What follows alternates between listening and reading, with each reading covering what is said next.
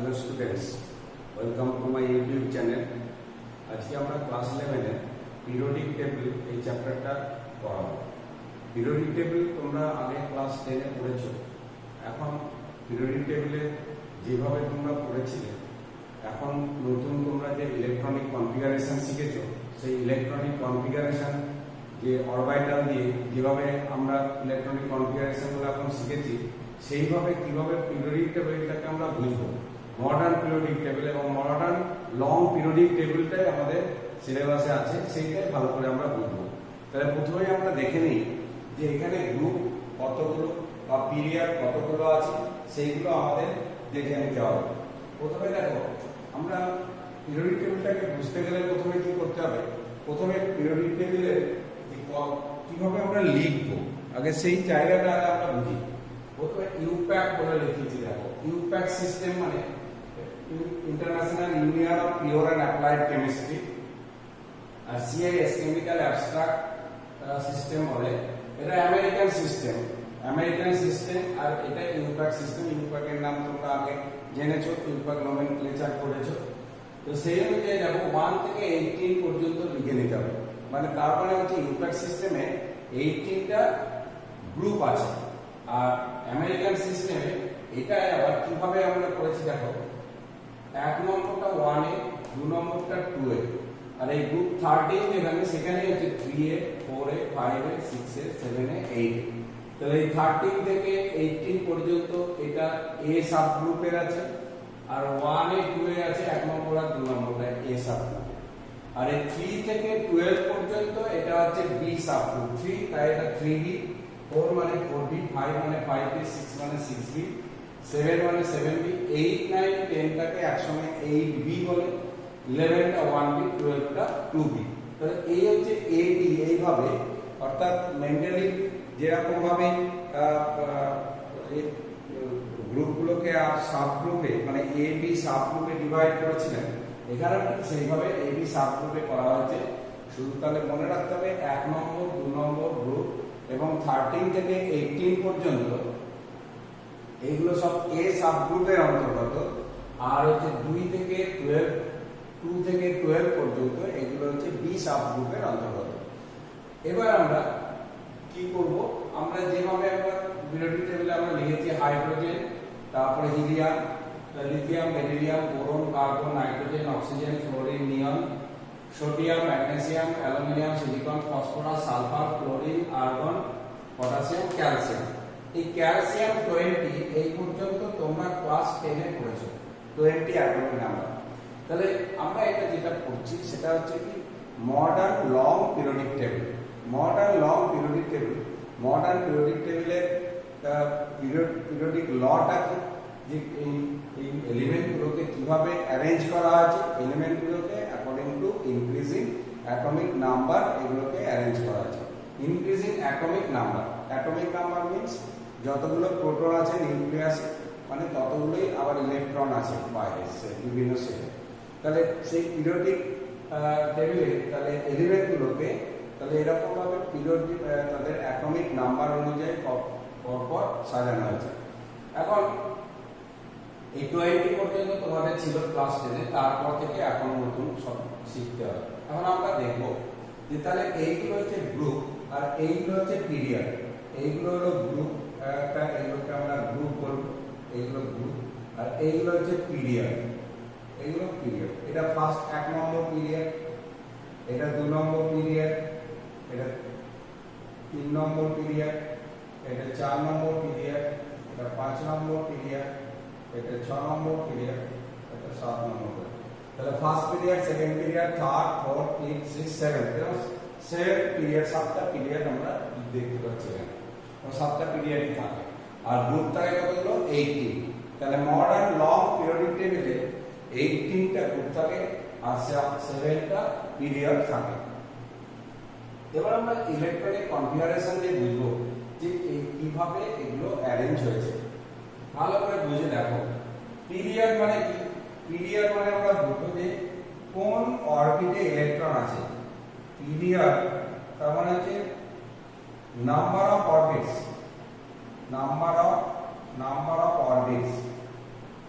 কোন অরবিটে ইলেকট্রনটা আছে, নাম্বার অফ অরবিটস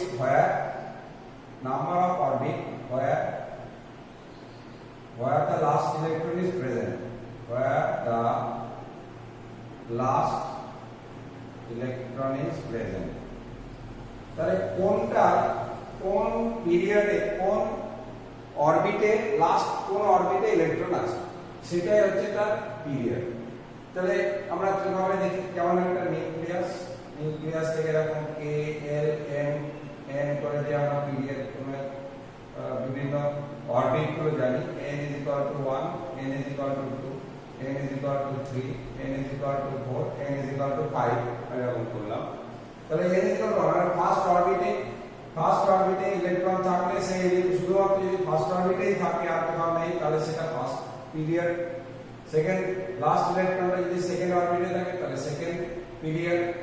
থার্ড সেলে থাকলে থার্ড পিরিয়ড, ফোর্থ সেলে থাকলে ফোর্থ পিরিয়ড, ফিফথ সেলে থাকলে ফিফথ পিরিয়ড, এরকম 6 7 এরকম 6 পিরিয়ড যদি বলি আমরা n = 6, n = 7 তাহলে সেই 6 পিরিয়ড 7 পিরিয়ডে এরকম করব। তাহলে আমরা যদি দেখি পিরিয়ড দিয়ে আমরা যদি আগে ব্যাপারটা বুঝি, তাহলে ফার্স্ট পিরিয়ড মানে n = যখন 1 তখন আমরা কি জানি, তখন কি সাবসেল থাকে, 1s থাকে। n = 1 এ থাকে 1s, 2 তে থাকে n = 2 যখন তখন থাকে 2s আর 2p, n = যখন 3 তখন থাকে 3s 3p 3d, n = যখন 4 তখন 4s 4p 4d 4f, n = যখন 5 তখন 5s 5p 5d 5f, n = যখন 6 6s 6p 6d 6f, n = যখন 7 তাহলে তখন 7s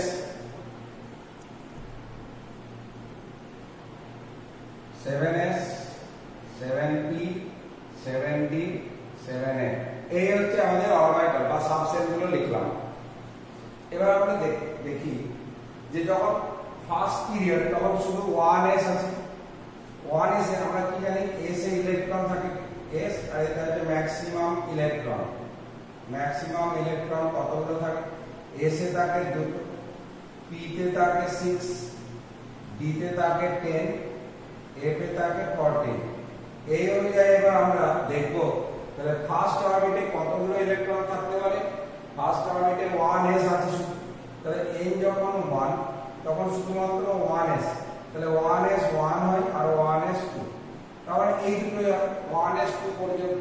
তাই এখানে আমরা দেখছি দুটো এলিমেন্ট আছে, হাইড্রোজেনের হচ্ছে 1s1, হিলিয়ামের হচ্ছে 1s2, তাহলে দুটো এলিমেন্ট, তাহলে দুটো ইলেকট্রন থাকতে পারে ফার্স্ট অরবিটে, ম্যাক্সিমাম দুটো ইলেকট্রন থাকতে পারে, তাই দুটো এলিমেন্ট। যখন n = 2 তখন 2s আর 2p থাকে। 2s এ কতগুলো ইলেকট্রন, তাই এটাতে দুটো ইলেকট্রন। 2s এ কত ইলেকট্রন, দুটো থাকে। 2p তে কতগুলো থাকে, 6 থাকে। 2 + 6 = 8, তাহলে 2s আর 2p এরকম। তাহলে এই 2 নম্বর পিরিয়ডে আমরা দেখব 8 elements, 8 electrons, that means 8 elements থাকবে। তাই এখানে আমরা 1 2 3 4 5 6 7 8 এলিমেন্টস। n = যখন 3 তাহলে আচ্ছা n = 2 তে ইলেকট্রনিক কনফিগারেশন কি হবে, এর হবে 2s1, এর হবে 2p 2s1 2s2, এরা করতে করতে এগুলো থাকবে 2s1 2p 2s1, এটা যে 2s2, এটা 2s2 2p1 2s2 2p2 2s2 2p3 2s2 2p4 2s2 2p5 2s2 2p6, তাহলে 2 + 6 মানে 8, তাই 8 এলিমেন্টস আছে। নেক্সট হচ্ছে n = যখন 3 যখন হবে তখন কে কে আছে, 3s আছে, 3p থাকে, 3d থাকে।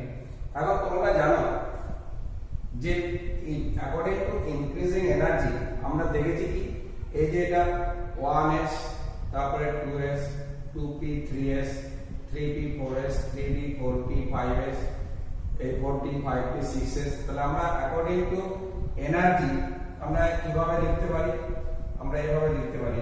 প্রথমে 1s থাকে, ইলেকট্রনিক কনফিগারেশন আমরা আগে শিখেছি 1s, তারপরে 2s 2p, 3s 3p, 4s 3d, এই যে 4s আগে, তারপরে 3d, তারপরে 4p, 4p পর 5s, 5s এর পর 4d, 5s এর পর 4d, তারপরে 5p, 5p, তারপরে 6s, এইভাবে চলবে। তাহলে দেখো 3 নম্বরে 3s, 3p, 3d আছে, কিন্তু আমরা দেখছি এনার্জি ইনক্রিজিং এনার্জি কি কি আছে, 3s, 3p, 3d এর মাঝে আছে 4s। তাহলে যখন ইলেকট্রনিক কনফিগারেশন আমরা লিখব, তাহলে 3s1, 3s2, 3s2, 3p1 করতে করতে 3p6 পর্যন্ত হবে।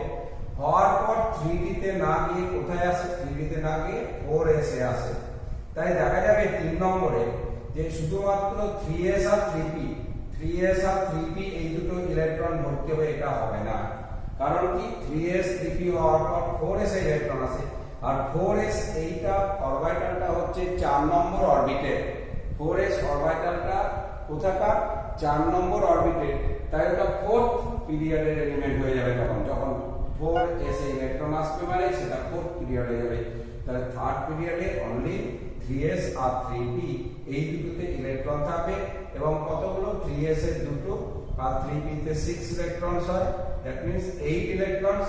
তার মানে হচ্ছে 8 এলিমেন্টস থাকবে, যে sodium, magnesium, aluminium, silicon, phosphorus, sulphur, chlorine, argon, এই 8 এলিমেন্টস আছে n = 3 তে। সিমিলারলি n = যখন 4, তখন কে কে থাকে, 4s থাকে, 4s, 4p, 4s, 4p, 4d, 4f, এই হচ্ছে চার ধরনের অরবিটাল। কিন্তু অ্যাকর্ডিং টু ইনক্রিজিং এনার্জি আমরা কি দেখতে পাচ্ছি, 4s এর পর কি আছে, 3d আছে, তারপরে 4p পর 4d না হয় কি আছে, 5s আছে।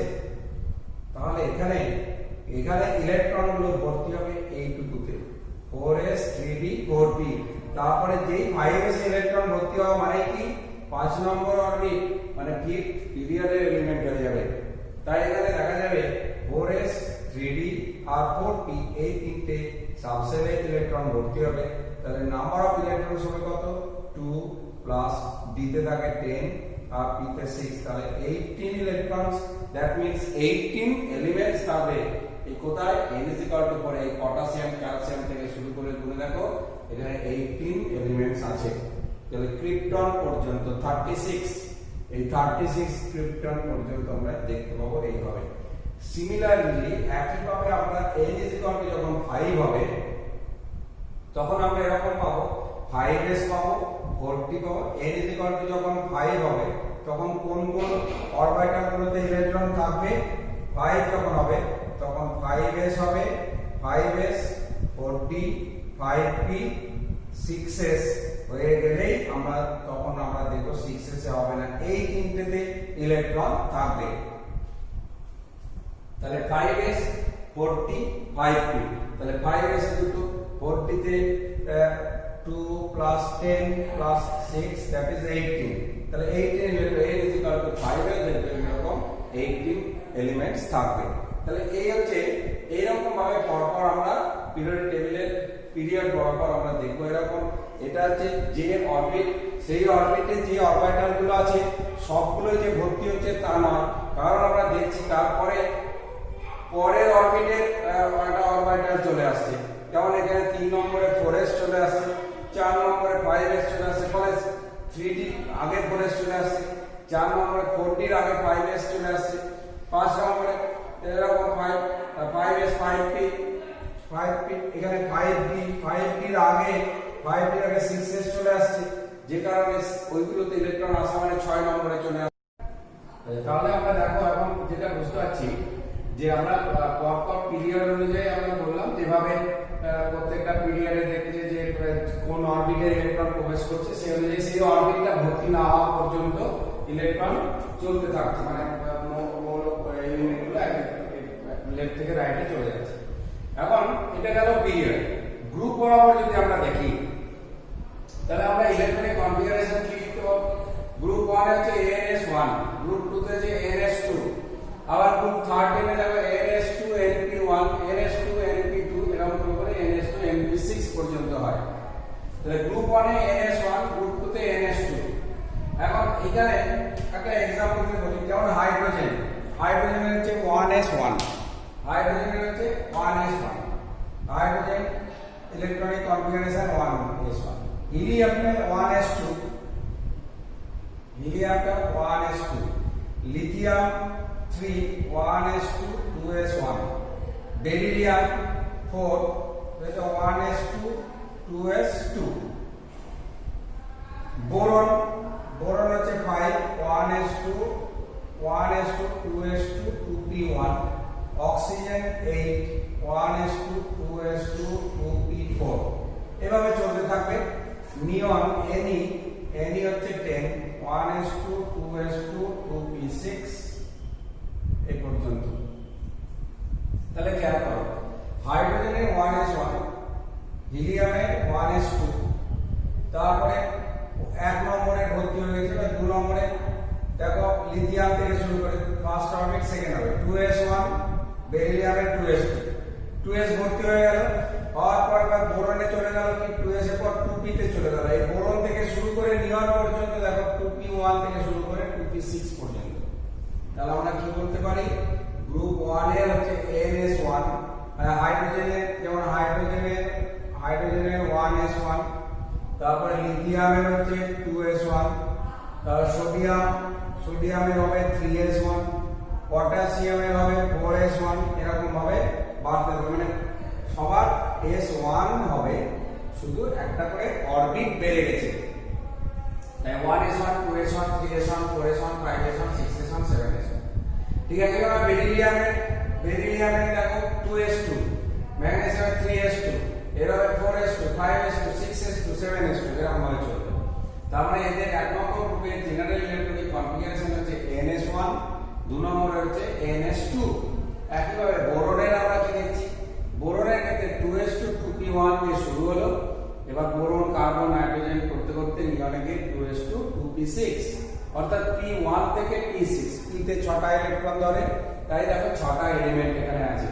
তাহলে এইভাবে এইখানে যেহেতু s অরবিটালে ইলেকট্রন থাকছে, তাই এই এলিমেন্টগুলোকে বলা হচ্ছে s ব্লক এলিমেন্ট। লাস্ট ইলেকট্রনটা s অরবিটালে প্রবেশ করছে, তাই এটা হচ্ছে s ব্লক এলিমেন্ট। আবার এখানে দেখছি আমরা লাস্ট ইলেকট্রনটা কোথায়, p অরবিটালে একটা একটা করে ভর্তি হচ্ছে, p1 থেকে p2 p3 করতে করতে p6, তাই এটাকে বলা হচ্ছে p ব্লক।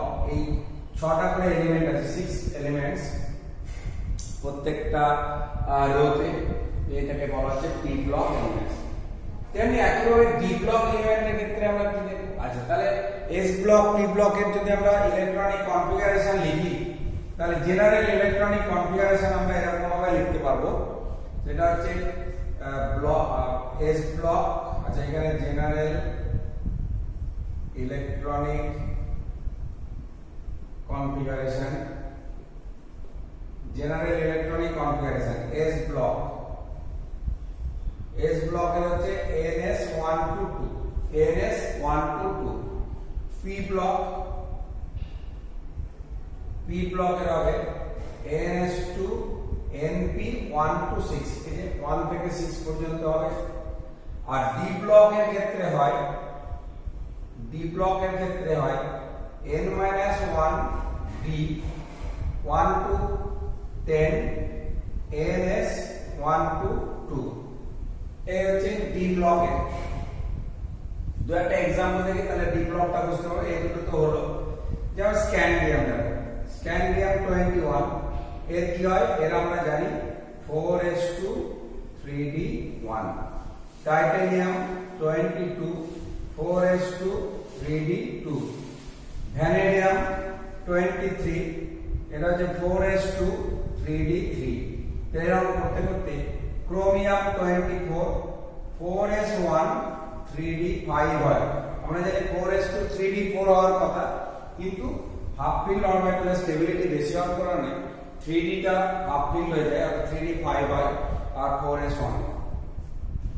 AP26 সেটা কি হবে, 4s2 3d6।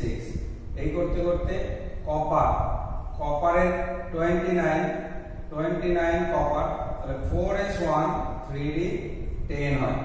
আর জিঙ্ক জিঙ্ক হচ্ছে 30, 4s2 3d10। তাহলে খেয়াল করো সবার 4s2 সবার আছে, শুধুমাত্র ক্রোমিয়াম আর কপারের ক্ষেত্রে 4s1 আছে।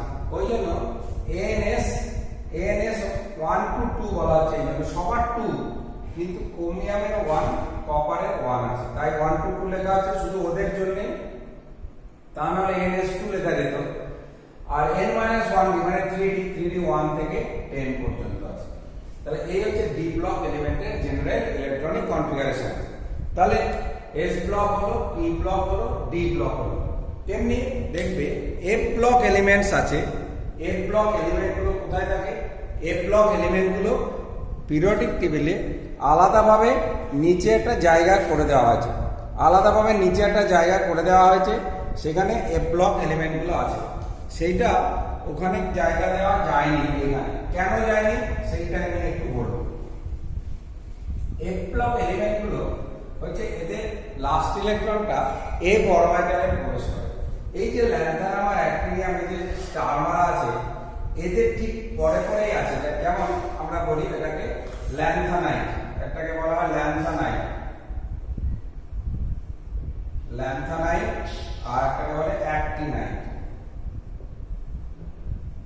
ল্যান্থানাইট আর অ্যাক্টিনাইট।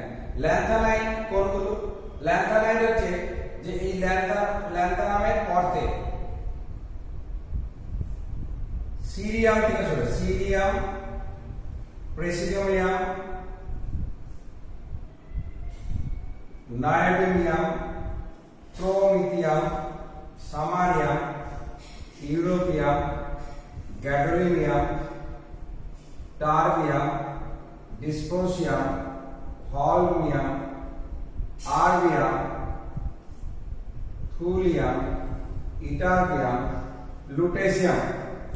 আবার বলছি cerium, praseodymium, neodymium, promethium, samarium, europium, gadolinium, terbium, dysprosium, holmium, erbium, thulium, ytterbium, lutetium. এটা টিএম হবে, টিএম, থুলিয়াম, ইটারবিয়াম, লুটেসিয়াম। এটা হচ্ছে 58 থেকে 71 পর্যন্ত। দেখো 14 এলিমেন্টস আছে, 1 2 3 4 5 6 7 8 9 10 11 12 13 14। তেমনি অ্যাক্টিনাইট হচ্ছে কোথা থেকে? অ্যাক্টিনিয়ামের পর থেকে thorium, protactinium, uranium, neptunium, plutonium, americium, curium, berkelium, californium, einsteinium, fermium, mendelevium, nobelium, lawrencium. আবার বলছি thorium, protactinium, uranium, neptunium, plutonium, americium, curium, berkelium, californium, einsteinium, fermium, mendelevium, nobelium, lawrencium. এটা NO হবে, নোবিলিয়াম, নোবিলিয়াম, লরেন্সিয়াম। থোরিয়াম হচ্ছে 90 থেকে এটা 103 পর্যন্ত। দেখো 14 elements আছে। এদের জেনারেল ইলেকট্রনিক কনফিগারেশন হচ্ছে কি? এদের জেনারেল ইলেকট্রনিক কনফিগারেশন হচ্ছে n-2 F 1 to 14, n-1 D 0 to 1 ANS2। এটা হচ্ছে জেনারেল ইলেকট্রনিক কনফিগারেশন। এদের লাস্ট ইলেকট্রনটা কোথায় আছে? এদের লাস্ট ইলেকট্রনটা f অরবিটালে আছে। এই n-2 F 1 to 14, এই 1 to 14 এর মধ্যে এটা থাকে, মানে 1 থেকে 14 পর্যন্ত, তাই 14 এলিমেন্ট এখানে আছে। এটাকে বলা হচ্ছে f block, f block element এখানে এটাকে বলা হচ্ছে। তাহলে লাস্ট ইলেকট্রনটা f অরবিটালে আছে। আবার এরকম ভাবে একটা একটা করে বাড়তে বাড়তে চলে যাচ্ছে। f এ একটা একটা করে হচ্ছে 1 থেকে শুরু করে 14 পর্যন্ত। এটার ক্ষেত্রে হয় 4 এর, এটার ক্ষেত্রে হয় 5 এর। ল্যান্থানাইটের ক্ষেত্রে আমরা দেখব 4 এর, আর অ্যাক্টিনাইটের ক্ষেত্রে দেখব আমরা 5 এর অরবিটাল এখানে ভর্তি হয়। তাহলে এই হচ্ছে ল্যান্থানাইটস আর অ্যাক্টিনাইটস। তাহলে এই পিরিয়ডিক টেবিল থেকে এবার আমরা যেগুলো বুঝবো যে কিভাবে এই পিরিয়ডিক টেবিলের এই গ্রুপগুলো যে প্রত্যেকটার আমরা ইলেকট্রনিক কনফিগারেশন দেখলাম, এবার কিছু স্পেশাল নেম আছে, সেইটা আমাদের এবার জানতে হবে। স্পেশাল নেম কি? স্পেশাল নেম হচ্ছে কতগুলো গ্রুপে কতগুলো স্পেশাল নেম আছে।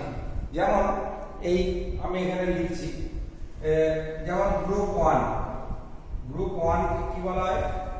ক্ষার ধাতু, ক্ষার ধাতু বা alkali metal, alkali metal.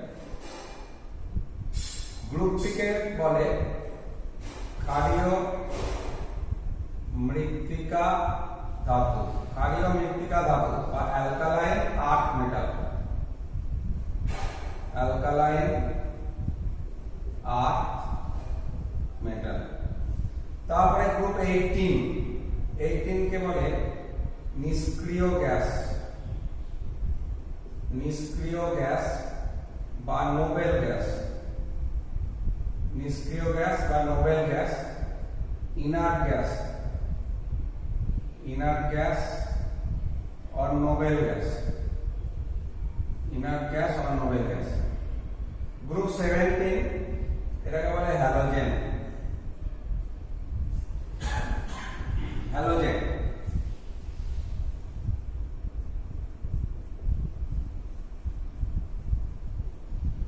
Group 16 কে বলে চ্যালকোজেন, চ্যালকোজেন, চ্যালকোজেন। গ্রুপ 15 কে বলে নিক্টোজেন, নিক্টোজেন। আর গ্রুপ 11, গ্রুপ 11 কে বলে কয়েনেজ মেটাল বা মুদ্রা ধাতু, মুদ্রা ধাতু বা কয়েনেজ, কয়েনেজ মেটাল বা মুদ্রা ধাতু বলে। কারণ কি? এই copper, silver, gold, copper, silver আর গোল্ড এই তিনটে দিয়ে কয়েন তৈরি হয়, তার জন্য কয়েনেজ মেটাল বলে। এটা আগের দিনে হতো। তো এইগুলো হচ্ছে গ্রুপ 1 কে বলে ক্ষার ধাতু, ক্ষার তৈরি হয় বা অ্যালকালি তৈরি হয়, sodium hydroxide, potassium hydroxide etcetera etcetera. 2 নম্বরে ম্যাগনেসিয়াম হাইড্রোক্সাইড, ক্যালসিয়াম হাইড্রোক্সাইড, এগুলো তাই এগুলো কি ক্ষারীয় মৃত্তিকা ধাতু বলে বা অ্যালকালাইন, অ্যালকালাইন আর্থ মেটাল বলা আছে এই জন্য যে নাম আর্থে বেশি পরিমাণে থাকে তাই আর্থ ক্রাস্টে। তারপরে নিষ্ক্রিয় গ্যাস 18, নোবেল গ্যাস জানো তোমরা। 17 কে হ্যালোজেন বলে, 16 কে বলে চ্যালকোজেন, 15 কে বলে নিক্টোজেন, 11 কে বলা হচ্ছে মুদ্রা ধাতু বা কয়েনেজ মেটাল। এইগুলো গেল যে একটা স্পেশাল নেম আছে এদের, সেই স্পেশাল নেম এগুলো মনে রাখতে হবে।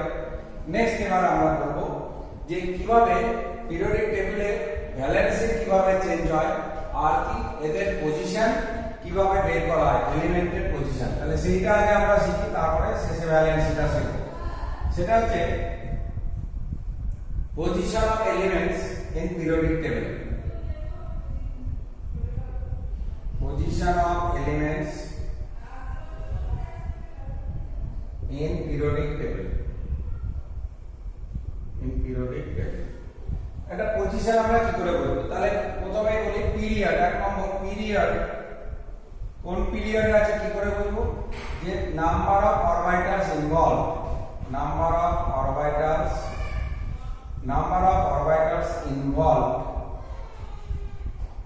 number of orbitals involved in electronic configuration, in electronic configuration। কোন একটা এলিমেন্টের ইলেকট্রনিক কনফিগারেশন যখন লিখব, সেই ইলেকট্রনিক কনফিগারেশনে কতগুলো সেল বা কতগুলো অরবিট কাজে লাগছে সেটাই হচ্ছে তার পিরিয়ড। যতগুলো অরবিট লাগছে সেটাই হচ্ছে তার পিরিয়ড। আর গ্রুপ, 2 নম্বরে গ্রুপ যখন আমরা বলবো তাহলে আমরা এভাবে লিখতে পারি number of electrons, number of electrons in the valence cell, valence cell, valence cell বা যোজন কক্ষে ইলেকট্রন সংখ্যা আর কোন গ্রুপ। তো একটা ইলেকট্রন থাকলে গ্রুপ 1, দুটো ইলেকট্রন যদি লাস্ট সেলে থাকে তাহলে গ্রুপ 2। তাহলে এই দুটো হচ্ছে কার? S block. এস ব্লকের ক্ষেত্রে একটা ইলেকট্রন বা দুটো ইলেকট্রন থাকে তাহলে একটা ইলেকট্রন থাকলে গ্রুপ 1, দুটো থাকলে গ্রুপ 2। এবার যখন তিনটে ইলেকট্রন থাকে তিনটে থাকলে 3 plus 10 is equal to 13, 4 থাকলে 4 plus 10 is equal to 14, 5 থাকলে 5 plus 10 is equal to 15, 6 থাকলে 6 plus 10 is equal to 16, 7 থাকলে 7 plus 10 is equal to 17, 8 থাকলে 8 plus 10 is equal to 18. এই যে এইগুলো হচ্ছে পি ব্লকের ক্ষেত্রে দেখো তিনটে ইলেকট্রন, এই যে এনএস আর এনপি, পি ব্লকে আমাদের কি করতে হবে, এনএস প্লাস এনপি ইলেকট্রনকে অ্যাড করতে হবে, দিয়ে যত হবে এর তিনটে হবে, চারটে হবে, পাঁচটা 3 হবে, এটা 4 5 6 7 8, তাদের সঙ্গে 10 অ্যাড করতে হবে। কেন 10 অ্যাড করতে হবে? কারণ এস ব্লক আর পি ব্লকের মাঝে আছে ডি ব্লক। এই ডি ব্লকে কতগুলো এলিমেন্ট থাকে? 10 এলিমেন্টস থাকে, 10টা।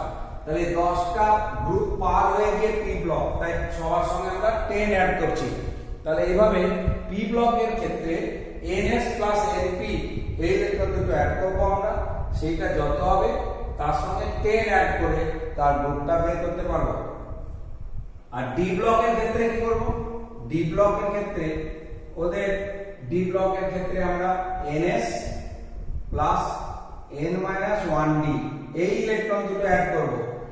যেমন আমি একটা एग्जांपल দিচ্ছি, স্ক্যান্ডিয়াম 21 এর হচ্ছে 4s2 3d1, titanium 22 4s2 3d2, chromium 24 4s1 3d5, copper 29 4s1 3d10, zinc 30 4s2 3d10।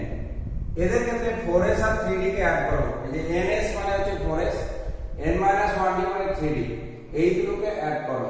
Add করে যত সেটাই হবে সেই গ্রুপ। যেমন এখানে স্ক্যান্ডিয়ামের ক্ষেত্রে কত হবে? 2 plus 1 is equal to 3, তাহলে গ্রুপ 3। এর হচ্ছে 2 plus 2 মানে 4, এর হচ্ছে 1 plus 5 মানে 6, এর হচ্ছে 1 plus 10 মানে 11, এর হচ্ছে 2 plus 10 is equal to 12। NS আর N-1D ইলেকট্রন দুটোকে অ্যাড করলে যা পাবো সেটাই হবে তার গ্রুপ, তাহলে এইভাবে ব্লক ভিত্তিক আমরা গ্রুপ বের করব কি করে?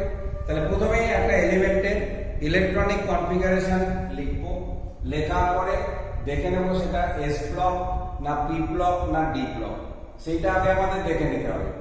এস ব্লকের ক্ষেত্রে একটা ইলেকট্রন বা দুটো ইলেকট্রন থাকলে সেটা এস থাকবে জানেন, তাহলে সেক্ষেত্রে গ্রুপ 1 বা 2 হবে। পি ব্লকে যখন এই পি অরবিটাল ইলেকট্রন লাস্ট থাকবে তখন এনএস আর এনপি কে অ্যাড করব, যত হবে তার সঙ্গে আবার 10 অ্যাড করব করে গ্রুপটা পাবো।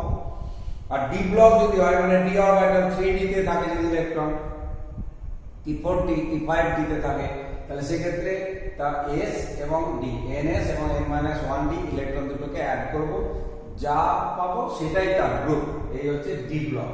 আর এফ ব্লকের গ্রুপ, এফ ব্লক বলতে এখানে এই 3 নম্বরেই বলে দেওয়া হয় যে ওটার সঙ্গে আছে, ওদের আলাদা করে কোনো গ্রুপ কিছু বলা হয় না, ওটা আলাদাভাবে অ্যালকালাইন অ্যাক্টিনাইন এফ ব্লক বলা হচ্ছে।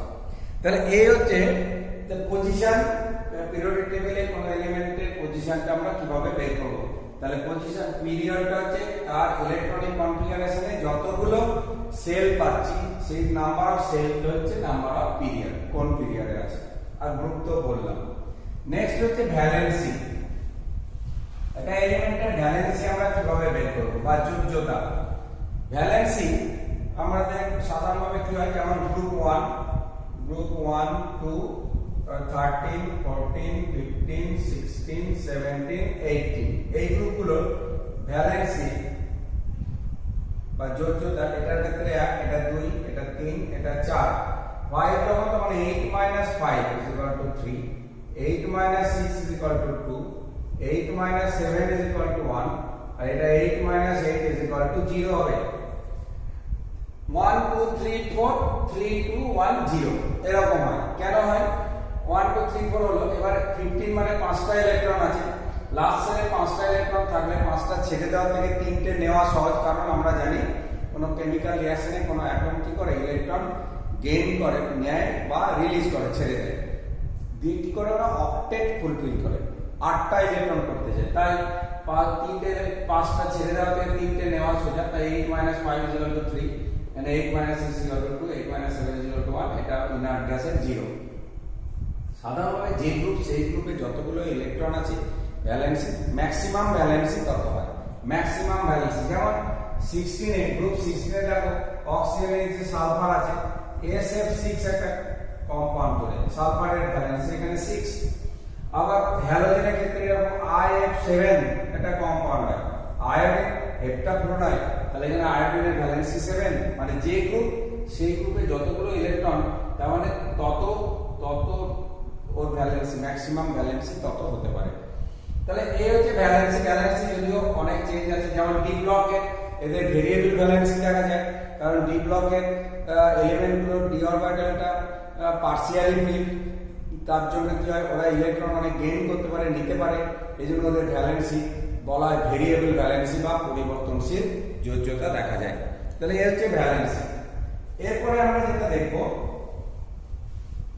যে একটা এই যে এস ব্লককে কি বললাম, পি ব্লকের গুলোকে বিভিন্ন নাম দিয়ে বলা হচ্ছে, তেমনি ডি ব্লকের এলিমেন্টের একটা নাম আছে, এদেরকে বলে সন্ধিগত মৌল। সন্ধিগত মৌল বা এদেরকে বলে ট্রানজিশন এলিমেন্ট। ট্রানজিশন এলিমেন্ট বা সন্ধিগত মৌল কি, আগে ডেফিনেশনটা জানতে হবে। সন্ধিগত মৌল হচ্ছে যে কোনো মৌল তার পারমাণবিক অবস্থায় অথবা তার কোনো স্থায়ী জারণ অবস্থায় অসম্পূর্ণ দ্বিকক্ষক থাকে, তাদের সন্ধিগত মৌল বলে। আবার বলছি, কোন মৌলের পারমাণবিক অবস্থায় অথবা তার কোনো স্থায়ী জারণ অবস্থায় অসম্পূর্ণ দ্বিকক্ষক থাকে, তাকে সন্ধিগত মৌল বলে। Elements which have vacant d orbital in its atomic state or in its stable oxidation state are called transition elements, or the element which has vacant d orbital in its atomic state or in its stable oxidation state is called transition element. Example di যেমন মনে করো scandium 21 4s2 3d1, chromium 24 4s2 4s1 3d5, Ap 26 4s2 3d6, copper 29 4s1 3d10, zinc 30 4s2 3d10। আমি কয়েকটা লিখলাম। তো যাদের element আছে না স্ক্যান্ডিয়াম 3d1 মানে ডি অরবিটালে ম্যাক্সিমাম 10 ইলেকট্রনস থাকে, এখানে একটা আছে যার 5টা 6টা কম আছে, তাহলে তার তো এলিমেন্টাল স্টেট সবই ট্রানজিশন এলিমেন্ট। ডেফিনিশন অনুযায়ী এলিমেন্টাল স্টেটে যদি ভ্যাকেন্ট ডি অরবিটাল থাকে, ফাঁকা ডি অরবিটাল থাকে, তাহলে তো হয়ে গেল। এই করতে করতে শেষে গিয়ে আমরা পাবো কপার আর জিঙ্ক। কপারের দেখো 3d10, জিঙ্কেরও 3d10 ভর্তি আছে, তাহলে এদের কি ট্রানজিশন এলিমেন্ট বলা যাবে? এখন কপারের 3d10, কপার +1 যখন তখনও 3d10, কারণ 4s1 থেকে একটা ইলেকট্রন বেরিয়ে গেছে। কপার 2+ যখন তখন 3d9, আর Zn এর হচ্ছে Zn2+ তখন হচ্ছে 3d10। কপারের দুটো অক্সিডেশন স্টেটের মধ্যে এই কপার 2+ টাই হচ্ছে স্টেবল অক্সিডেশন স্টেট, এটা হচ্ছে কিউপ্রাস, এটাকে বলে কিউপ্রিক আয়নের স্টেবিলিটি বেশি। কোনো অ্যাকোয়াস সলিউশনে কিউপ্রাস থাকলে সঙ্গে সঙ্গে এটা কিউপ্রিকে কনভার্ট হয়ে যায়, এটাই স্টেবল অক্সিডেশন স্টেট। এবং সেখানে 3d9 মানে এটা পুরোপুরি ভর্তি হয়নি, ভ্যাকেন্ট আছে, একটা ইলেকট্রন এখনো নিতে পারে, তাই কপারকে ট্রানজিশন এলিমেন্ট বলা যাবে। যেহেতু কপারের এলিমেন্টাল স্টেটে 3d10 ভর্তি, ডি অরবিটাল ভর্তি বিল্ড, কিন্তু কপারের স্টেবল অক্সিডেশন স্টেট কপার 2+ এ আর ডি অরবিটালটা ভ্যাকেন্ট আছে, ফাঁকা আছে, তাই কপারকে সন্ধিগত মৌল বা ট্রানজিশন এলিমেন্ট বলা যাবে, কিন্তু জিঙ্কের এলিমেন্টাল স্টেটে বা পারমাণবিক অবস্থায় 3d10 আছে, আর স্টেবল অক্সিডেশন স্টেট Zn2+ সেখানেও 3d10। তাহলে এখানে ডি অরবিটাল ফাঁকা নেই, ভ্যাকেন্ট নেই, তাই জিঙ্ককে ট্রানজিশন এলিমেন্ট বলা যাবে না, কপারকে বলা যাবে, বাকি সব এলিমেন্টগুলোকে বলা যাবে। এগুলো সব বলা যাবে, শুধু এই জিঙ্ক, ক্যাডমিয়াম, মার্কারি এদের দেখবো সব এলিমেন্টাল স্টেট এবং স্টেবল অক্সিডেশন স্টেট মানে +2 অক্সিডেশন স্টেটে দুটোতেই 3d10, এর ক্ষেত্রে 4d10, এর ক্ষেত্রে 5d10। এই ডি অরবিটাল ভর্তি আছে, ভ্যাকেন্ট নেই, তাহলে এদেরকে ট্রানজিশন এলিমেন্ট বলা যায় না। তাহলে গ্রুপ 12 এর এলিমেন্টগুলো ট্রানজিশন এলিমেন্ট নয়, আর বাকি এগুলো সব ট্রানজিশন এলিমেন্ট। এই হচ্ছে ট্রানজিশন এলিমেন্ট, এটা তোমরা ভালো করে পড়বে। এই হচ্ছে ট্রানজিশন এলিমেন্ট। এখন ট্রানজিশন এলিমেন্টের এদের অক্সিডেশন স্টেট ভেরিয়েবল হয়, +2 হয়, +3 হয়, একটা এলিমেন্টে এক রকম আছে। কিন্তু যাই হোক না কেন, আমাদের আলটিমেটলি ওই কপার আর জিঙ্কের ক্ষেত্রে আমরা গিয়ে দেখতে পাবো যে 10 আছে, কিন্তু কপারের যেহেতু ওটা +2 অক্সিডেশন স্টেটে ওটা স্টেবল, সেই জন্য +2 তে যেহেতু ভ্যাকেন্ট ডি অরবিটাল আছে তাই কপারকে বলা যাচ্ছে। কিন্তু জিঙ্কের ক্ষেত্রে বোথ দুটো ভাবে, দুই ভাবেই আর কি, মানে অ্যাটমিক স্টেটে বা Zn2+ দুটোতেই ওর কোনো ভ্যাকেন্ট ডি অরবিটাল নেই, যে কারণে ওদেরকে ওই জিঙ্কটাকে বলা যায় না ট্রানজিশন এলিমেন্ট। আর একটা লাস্ট একটা কথা বলবো, সেটা হচ্ছে এফ ব্লক এলিমেন্টের ক্ষেত্রে দেখলে তোমরা এফ ব্লকের ক্ষেত্রে আমরা একটা জিনিস পেলাম, ওদের general electronic configuration n-2 A1 to 14 n-1 D 0 to 1 ns2। এটা যে অর্গানো সেল ns মানে n এর থেকে কম, এটা তার থেকে এক কম, এটা আরো দুই কম।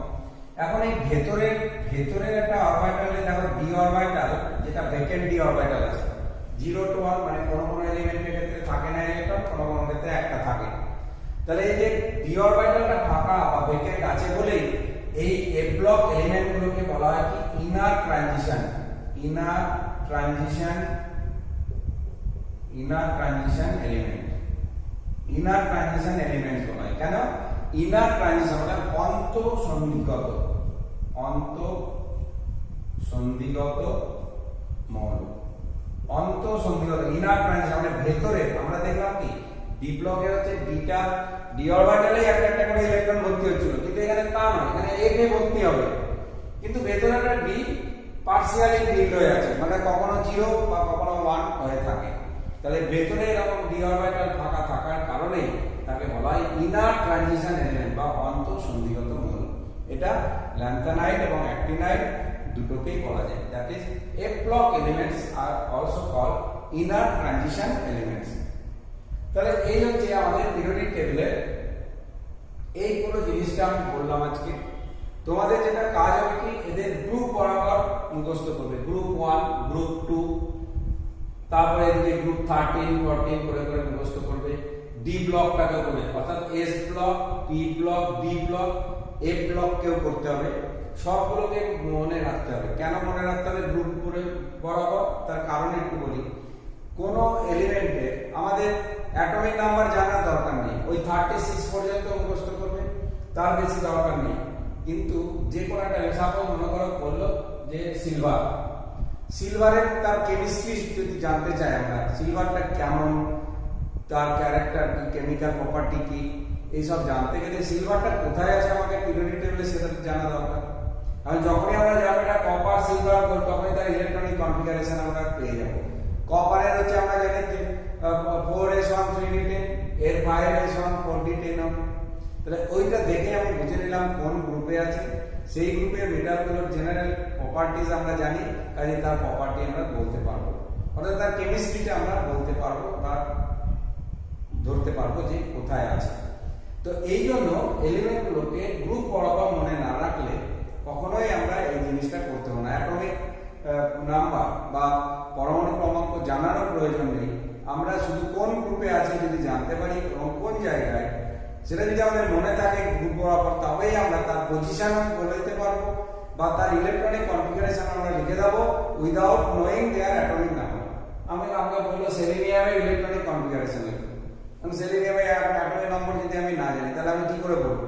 কিন্তু আমি যদি এই গ্রুপ বরাবর জানি oxygen, sulphur, selenium, tellurium, polonium, তাহলে ও গ্রুপ 16 এ আছে। গ্রুপ 16 এর general electronic configuration NH2 NP6 হয়ে গেল। তাহলে এবার অক্সিজেনের 2s2 2p6, সালফারের 3s2 3p6, সেলেনিয়ামের তাহলে 3s2 3p6 হয়ে গেল। তার সামনে 1s2 2s2 2p6 করে পুরো আমরা ভর্তি করে দেবো। তাহলে তার ইলেকট্রনিক কনফিগারেশন পেয়ে যাবো। ইভেন সেই তার ইলেকট্রনিক কনফিগারেশন থেকে তার ক্যারেক্টারিস্টিক্স, তার কেমিক্যাল প্রপার্টিজ সবকিছু আমরা বলতে পারবো। তাই পরবর্তীকালে আমরা যখন S block, P block, D block, F block এগুলো আমাদের ইনঅর্গানিকে পড়তে হবে, তখন এগুলো মনে না থাকলে কিন্তু আমরা সেখানে পড়তে পারবো না বা সেখানে বুঝতে পারবো না। তাই এখন থেকে তোমাদের এইভাবে মনে রাখতে হবে গ্রুপ 1 2 এদিকে 13 থেকে 18 মানে S block, P block, D block group বরাবর এইভাবে কোনো মুখস্থ দেওয়া, শুধু গ্রুপ বরাবর পড়বে। একমাত্র 36 পর্যন্ত পরপর পড়বে, বাদ বাকি সব গ্রুপ বরাবর পড়বে। আবার এই ব্লকটাকে এরকম ভাবে মুখস্থ করবে। এইটা তোমাদের করতে হবে। এই এখন করে নিতে পারলে দেখবে তখন এগুলো বুঝতে সুবিধা হবে।